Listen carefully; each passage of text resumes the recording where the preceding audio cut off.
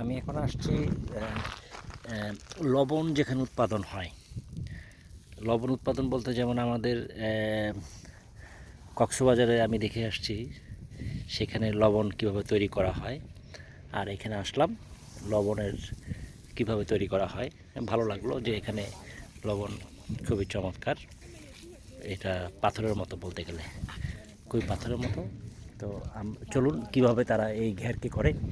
এখান থেকে শুরু হচ্ছে, এই যে এখান থেকে শুরু হয়েছে এই ঘের, পুরোটা জুড়ে লবণ আর লবণ, পুরোটা জুড়ে লবণ। যাবো এখন।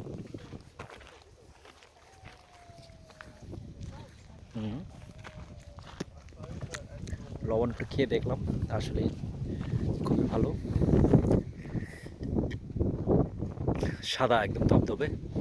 আমরা এখন যাব।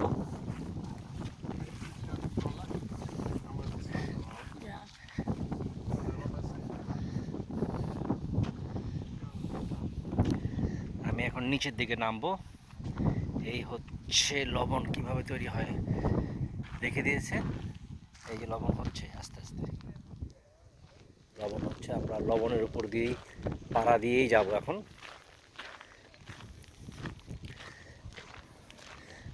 1 2 3 4 5 6 7 8 9 10 11, প্রায় প্রচুর প্রচুর লবণ।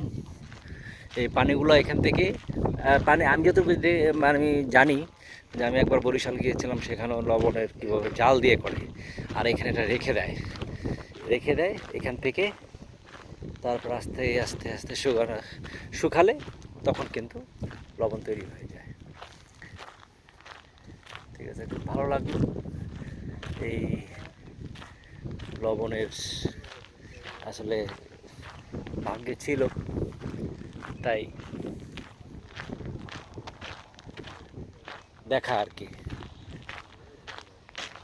এই যে লবণের এখানে ছবি দেওয়া আছে, এখানে কীভাবে লবণ তৈরি করে তাদের ছবি দেওয়া আছে।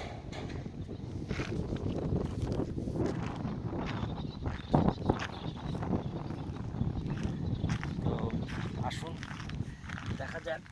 এই যে লবণ, এই যে লবণ দেখছেন, লবণ, লবণের তৈরি আছে, লবণ হয়ে গেছে অলরেডি, আস্তে আস্তে হচ্ছে।